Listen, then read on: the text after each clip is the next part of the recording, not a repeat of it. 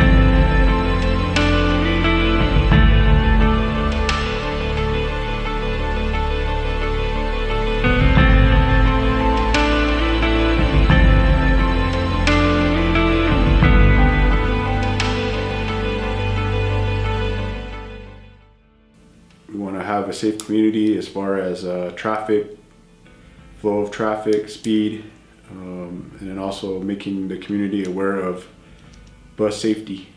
We may have driver's licenses, but then we don't follow traffic law and basic traffic law with bus drivers. I know that we're usually running behind and whatnot and trying to make it to work on time. So, you know, sometimes we forget that since we live on the reservation that no traffic laws apply, because it's kind of crazy that we travel off the boundary of Jemez and then we tend to follow state law. But then when we're here, we tend to forget that.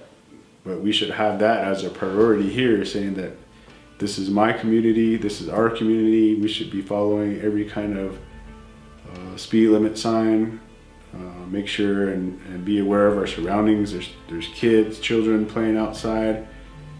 There's elderly that may be walking to their destinations. I think that, you know, we need to obey our speed limit signs, take extra caution to make our own community safer, because we're the only ones that can make this community safe. We have a lot of pedestrians, you know, we have people walking, you know, going running, we have kids walking to school, riding their bikes, you know. So we need to change driver behavior, because we need to make sure we're driving within the speed limits.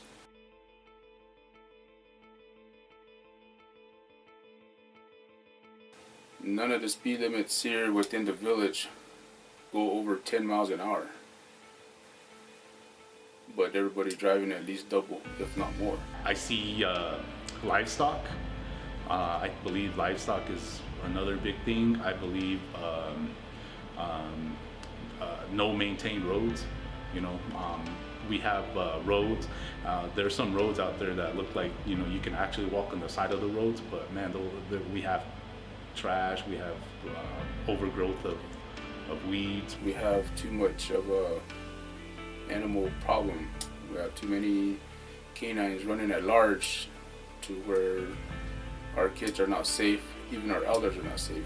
Our pedestrians are not safe from walking from destination to destination. I mean, I encountered a problem to where I came to a bus stop, my stop sign was out, lights were blinking, kids were already coming on, and I had a person come, stop, and it was I knew she was young, and she was looking at me like thinking I was gonna give her the go ahead. Then she creeps more, and I was like, stop. And she was like already within that 30-foot danger zone.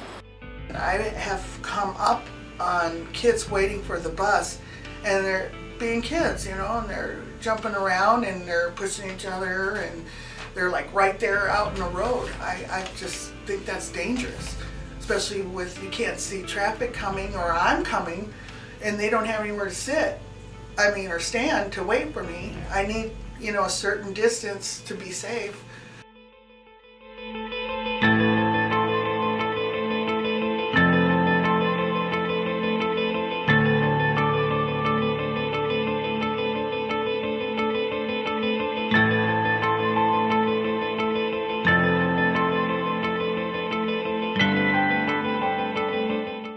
Making common bus stop areas to where students can be picked up and dropped off on their respective routes in the morning, so that we have these areas designated to be those stops.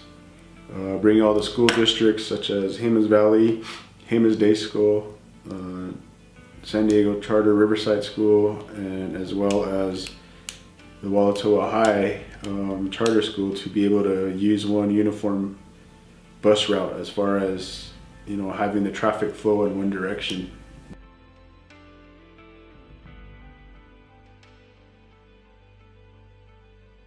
What I envision is I see kids happily walking or riding their bikes to school on you know, designated walkways, designated sidewalks. I envision nice visual bus stops where kids can actually congregate while they wait for the bus at a safe location. But then I also envision good walking paths to school. Walkways, you know, paths, I think will help a lot. Eliminating a lot of roads, I think will help a lot as well. I think enforcing the laws for people to not speed. Also, you know, I just think just enforcing a lot of these rules and regulations that we have that people need to obey.